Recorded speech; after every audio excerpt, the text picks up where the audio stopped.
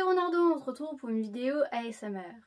Alors j'en profite pour faire une petite dédicace à ma sœur qui adore ce genre de vidéo.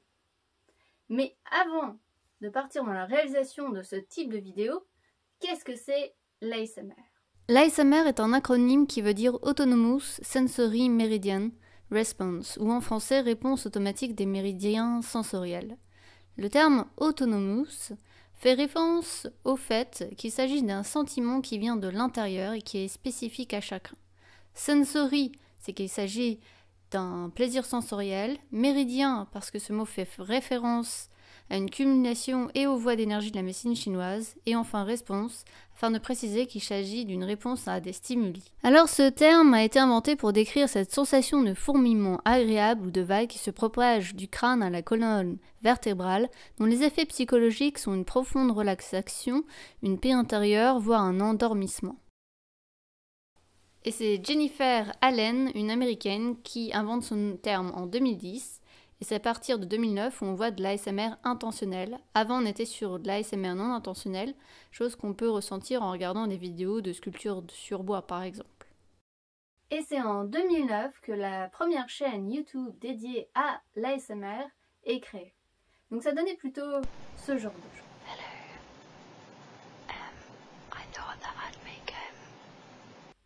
Alors oui, pas d'image, que des chuchotements. Et c'est en 2010, lorsque le phénomène a pris de l'ampleur, où on a pu voir ce type de vidéo-là. Hey, coucou. Hey, coucou. C'est Kali.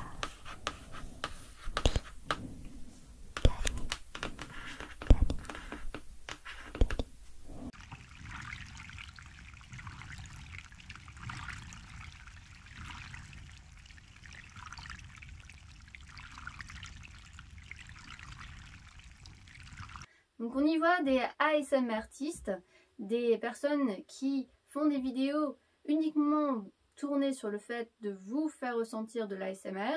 Et donc ces ASMR artistes s'illustrent devant les caméras en chuchotant, en tapotant ou en grattant des objets, en mangeant ou aussi en faisant des roleplays.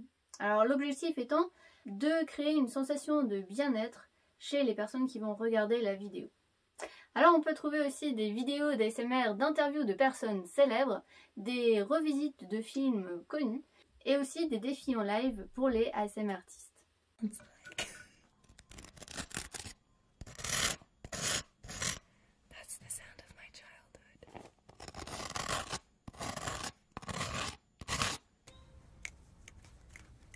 Elle est bizarre cette pièce. Elle résonne pas. Made in Freeze. L'ASMR est-il le meilleur contenu du web? Oui, exactement madame. Il n'y a pas plus meilleur contenu sur le web. Bon bien sûr, je connais pas tout le web dans le web. Mais à mon avis, non. Le monde algorithmique en la personne de YouTube en doute. Je vais donc lui montrer de quoi l'ASMR est capable. D'accord. Je vais lui sortir la plus soporifique des vidéos. Alors je ne sais pas si vous avez reconnu le film dont s'inspire le dernier extrait, c'est Astérix et Cléopâtre d'Alain Chabat. Mais vous allez me dire, moi j'ai rien ressenti du tout, ça m'a extrêmement énervé. Alors c'est normal, tout le monde ne répond pas de la même manière à ce genre de stimuli, et il y a des personnes qui sont plus ou moins sensibles. Alors il n'y a pas eu beaucoup d'études qui se sont penchées sur ce phénomène, mais je vais vous faire un petit résumé de ce que j'ai pu trouver sur internet. Alors une première étude s'est penchée sur la classification des gens en réponse aux triggers ou déclencheurs. On distingue 5 catégories. Les ASMR strong, ceux qui vont avoir des sensations très prononcées, les ASMR weak, ceux qui vont ressentir faiblement, les contrôle plus, qui ressentent rien mais ça les dérange pas, les contrôle moins, ceux qui ressentent rien mais ça les dérange quand même un peu, et les fausses positives, donc là ça va être les gens qui vont avoir des réactions négatives, ça va les énerver. Mais pourquoi cette différence ? Il semblerait que les personnes sensibles à l'ASMR ont des liaisons neuronales moins distinctes et plus intriquées. Ces personnes ont plus de difficultés à réprimer leurs sensations en fonction de stimuli extérieurs, mais elles sont plus créatives, plus curieuses, plus sensibles, plus empathiques que les autres. De plus, les personnes sensibles ont une activité plus intense des zones du cerveau impliquées dans l'imaginaire, le plaisir et les souvenirs. Une autre hypothèse qui n'a pas encore été vérifiée est que la sérotonine, l'ocytocine et l'endomorphine sont responsables de l'ASMR. En fait, chaque personne va produire une quantité de ces molécules de manière plus ou moins élevée et leur récepteur va être plus ou moins sensible à cette quantité. C'est-à-dire qu'une personne entendant le même stimuli va avoir une réaction plus ou moins forte en fonction de sa sensibilité. Alors, dans ce point aussi, intervient la psychologie, c'est-à-dire ce qui vous est arrivé dans votre vie, par exemple pendant l'enfance. Alors, on rapproche l'ASMR de plusieurs autres phénomènes, tels que la synesthésie. Donc là, ça va être la perception d'un même stimuli par deux sens. Donc par exemple, c'est voir la musique en couleur, comme Pharrell Williams. On a aussi voir les lettres en couleur, donc attention, toujours la même couleur. C'est comme si vous voyez la lettre A, toujours rouge. Et ça peut être entendre un son et ressentir des sensations. On peut rapprocher aussi la ASMR de la misophonie. Alors attention, la misophonie est un trouble neuropsychique assez commun qui se caractérise par un état fort désagréable, un état psychique fort désagréable comme le stress, la colère, l'agressivité, et qui se déclenche via certains sons. Alors on va faire une petite expérience, écoutez ce son-là. Alors soit ça vous a beaucoup détendu, donc on reste dans l'ASMR, soit vous n'avez vraiment pas apprécié ce genre de son et vous êtes dans la misophonie. On peut rapprocher l'ASMR de The Flow, la zone en français.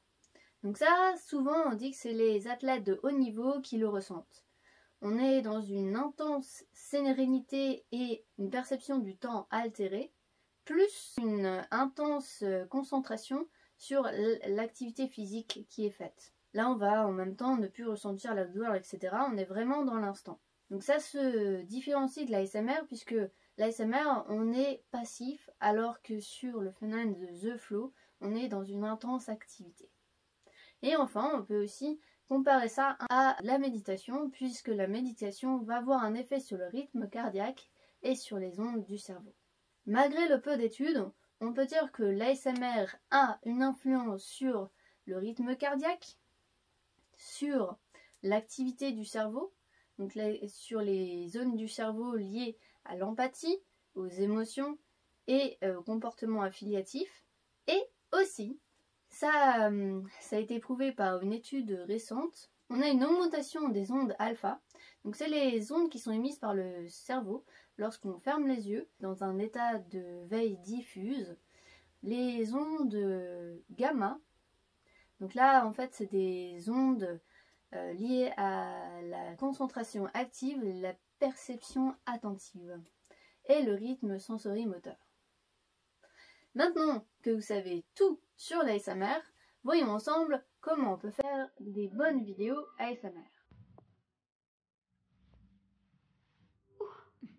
C'est intime. C'est un placard à balai. Alors vous l'aurez compris, chaque personne réagira différemment à votre vidéo, mais pour un ASMR réussi, deux choses sont nécessaires, un contexte et des éléments déclencheurs ou triggers. On entend par contexte la situation de départ, et il s'agit souvent d'une personne calme et concentrée qui s'adresse à nous. L'aspect clé ici est que l'interaction procure un sentiment de sécurité et que la personne fait quelque chose d'utile ou d'intéressant, qu'il nous porte une attention particulière, qu'il soit proche de nous. L'atmosphère doit être douce et chaleureuse, invitante et apaisante. Le fond ne doit pas être trop coloré. Bien sûr, cela ne plaira pas à tout le monde. On entend par déclencheur la voix de la personne, les sons qu'elle crée, les objets qu'elle touche, les mouvements lents et prédictibles. Il existe 3 types de déclencheurs. Les déclencheurs visuels observés, c'est des mouvements lents et délicats, un visage amical, un focus sur une activité particulière, comme la peinture.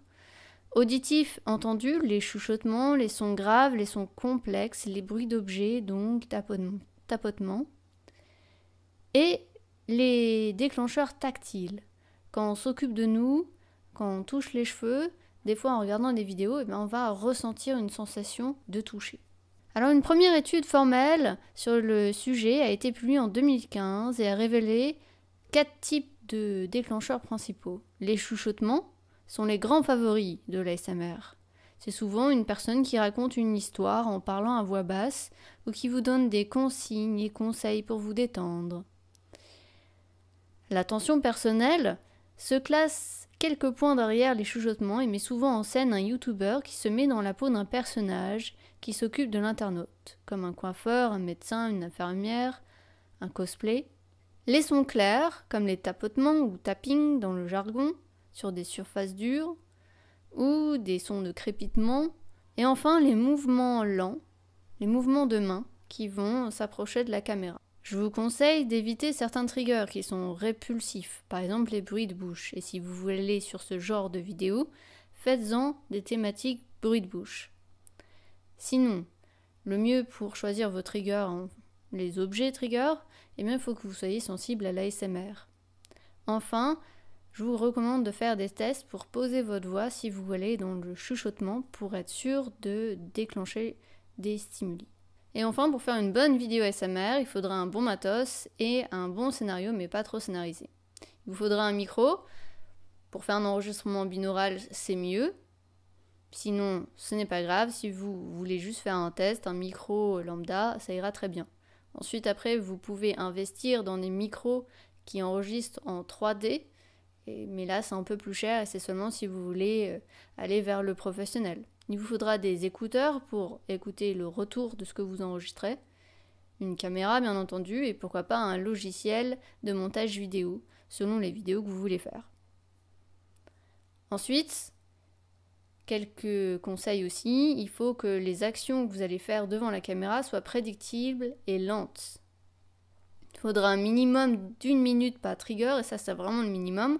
Le mieux c'est 5-7 minutes par objet, par trigger. 2 triggers maxi sur la vidéo. Il vaut mieux avoir des vidéos thématiques, par exemple lecture chuchotée, par exemple sans chuchotement, bruit de bouche, roleplay, etc. Ce qui est bien c'est aussi de faire la focus sur les objets qui font le son. Éviter les sons trop forts, le mauvais son. Et enfin, éviter les musiques de fond. Alors maintenant que vous savez tout sur l'ASMR, je vous laisse avec ma première vidéo ASMR. Alors, j'espère qu'elle vous détendra. Soyez un peu d'indulgence, c'est ma première vidéo. Alors, c'est parti pour 15 minutes de détente.